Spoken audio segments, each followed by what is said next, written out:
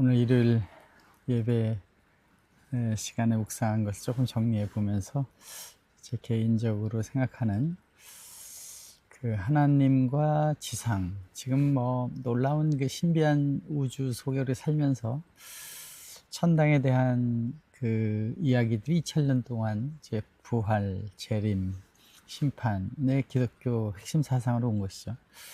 이것이 이제 밀레니엄에 와서 심판이 어떤 것이냐, 또 구원이 어떤 것이냐, 또 재림은 어떻게 봐야 되느냐, 부활을 어떻게 보느냐 하는 것이 개인적인 신앙에는 늘 자리 잡은 질문이었죠. 이것이 그 4차 산업이 전개되는, 시작되는 시점, 즉, 그, 아인슈타인이 1905년, 15년도에 이제 그 뉴턴, 그 쿠잘리티, 원인이 있어서 결과가 나온다는 해석에다가 시간과 공간이라는 개념, 웨이브와 질량과 그 파동의 그 물리학적 정의, 이것들이 뭐 지금 시대의 정의와 또 앞으로 100년 후에 1000년 후에 어떻게 될지 모르겠지만은 큰 변화가 있죠. 몇백 년 동안 이제 뉴턴 메커니즘으로 왔던 것이 시간과 공간과 거리는 절대적이다, 질량은 절대적이다, 이렇게 하던 질량 불변의 법칙, 이런 내용들, 에너지 보존의 법칙이라는 내용에서 시간과 공간이 전부 우리가 착각하고 있는 것이다. 시공간은 공간의 좌표만 있는 것이 아니라 시간의 좌표까지 있고, 속도라는 것에 의해서 우리가 그 거리나 시간이 모두 변수이기 때문에 그 절대적으로 생각하는 건 잘못됐다. 속도가 빛의 속도 이상 넘어가게 되면 순간적으로 시간이 멎어질 수 있고 영원해질 수도 있다라고 하는 측면들이 나오면서부터 이제 큰 혼선이 있게 시작되죠. 그리고 이제 양자역학이 나오면서 이 물질의 피직스 안에 관찰이라는 것이 개입된다. 존재에는 그 관찰, 의지가 굉장히 중요하게 작용을 하고, 그 의지가 결국은 창조의 원인이 될 수 있다. 현실을 구현하는 데 가장 원인 행위가 된다. 이런 논리들이 나오잖아요. 그럼 신앙을 하는 사람 입장에서는 이거를 이제 그 어떤 항상 그 과학의 합법적인 해석을 해온 거 신앙이니까, 종교적으로 볼 때 그 우리가 볼 때 뭐 놀라운 그 피직스가 우리 몸 안에 그 여러 장기들이 작동하는 것, 뇌가 작동하는 것, 참 누가 만들었는지 모르지만 신에 대한 증거물들 아닙니까? 그 신이 이제 그 유일신과 같이 있는 거냐, 범신론과 같이 있는 거냐, 아니면 저는 우주가 다 신 속에 있는 것이냐, 여러 가지 해석들이 이제 철학적으로도 많이 되고 하는데, 그 궁극의 자신, 뭐 어떤 철학자의 그런 얘기를 하죠. 나가 여기 있지만 궁극의 나는 뭐냐, 또 신은 뭐냐, 우주는 뭐냐, 이것이 그 모든 에너지에 의해서 나왔다고 하면서 에너지로 넘어가는 순간 구분이 없어지는 거죠.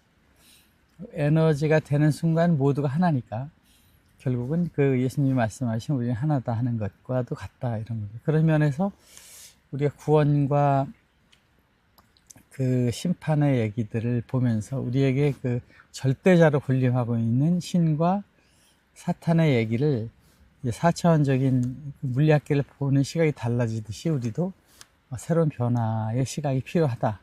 그런 중에 그 사탄의 해석을 우리가 어떻게 해야 되는 거예요? 결정적인 건 욥기에 보면 잘 명시가 되어 있습니다. 그 욥기 1장 6절에는 이제 하루는 하나님의 아들들이 와서 여호와 앞에 섰고 사탄도 그들 가운데 온지라. 사탄이 혼내가지고 바로 저 심판을 해서 사람도 저 지옥에 보내는 판인데 사탄이 거기에 온다. 이게 말이 지금 안 되는 내용 아니겠습니까? 2장 1절에 보면 또 하루는 하나님의 아들들이 와서 여호와 앞에 섰고 사탄도 여호와 앞에 섰으며, 우리가 그 뭐 대통령실에 가서 거기 참여하는 거 아무나 하는 거 아니지 않습니까? 하나님의 적어도 아들들이 있는데 사탄도 섰다. 그리고 욥을 심판하는 얘기를 하잖아요. 그 죽지 않고 혼내켜라. 저렇게 사탄이 볼 때 하나님을 경외하고 잘 믿음이 있는 사람이 진짜인지 아닌지 봐야 될 것 같습니다. 이렇게 의심을 하는데 신이 그 모르겠어요? 사탄이 꼭 시험해서 그 판단해야만 아는 게 신이겠습니까?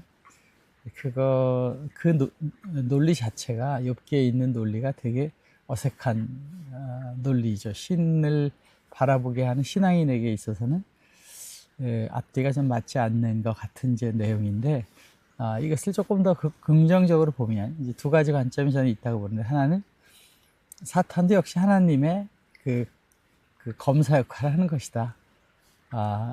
이제 그런 모습으로 하나님 아들급 중에서도 중요한 역할을 하는 검사장을 시켰다. 뭐 이렇게 해석하는 게 이제 맞은 것 같고, 욥의 이야기를 통해서 이 세상의 피직스의 고난과 역경과 또 승리의 과정이 에덴 동산 안에도 유혹이 있어서 이겼던 것처럼, 예수님도 그런 얘기 하잖아요.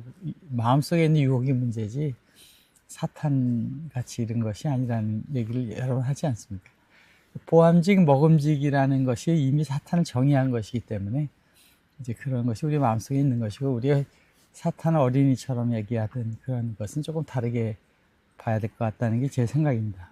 이제 이런 측면에서 오늘은 이제 욥기에 대한 얘기를 이제 좀 적고 챗GPT한테 묻고 하면서 논리를 이제 정의해 나갔는데, 결국은 욥기라는 것은 우리 사람들에게 주기 위한 하나의 메시지이고, 신이 멀쩡한 사람을 고생시켜서 믿음을 시험하기 위해서 그런 걸 쳤다, 이런 거 다 인간적인 해석이고, 신이 다 알 수밖에 없는 걸 알고 있는 거죠. 있지만 그렇게 하는 것 속에는 욥의 삶 속에, 이 과정 속에서 싸우고 이겨나가면서 최후의 신을 발견하게 되기까지의 과정 속이 이 삶의 인생을 표현하는 것의 하나의 예가 되지 않느냐. 우리도 그런 거죠. 이것이 신을 중심으로 하는 고통이 있을 때는 항상 대화하고 이겨나갈 수 있는데, 욥 같은 경우는 너무 심하잖아요. 아들이 죽고 그런데 이제 그런 것을 하나의 예시로 한 것으로 봐야 되는 것이 맞지 않나 하는 생각에서 오늘 버티컬로 한번 만들어 봤습니다. 지금 이제 또 12시가 다 이제 가까워지고 있는데, 눈이 오고 있습니다. 눈이 오는데, 이것은 이제 절을 크게 하면 이런 데서 하고 있는데, 이게 좀 버티컬로 하면서 이렇게 익스팬드가 되죠. 이런 것들은 이제 새 버전은 다 조금 더 정리하려고 하고 있습니다. 여러분, 멋진 새로운 주말 맞이하시기 바랍니다. 바이.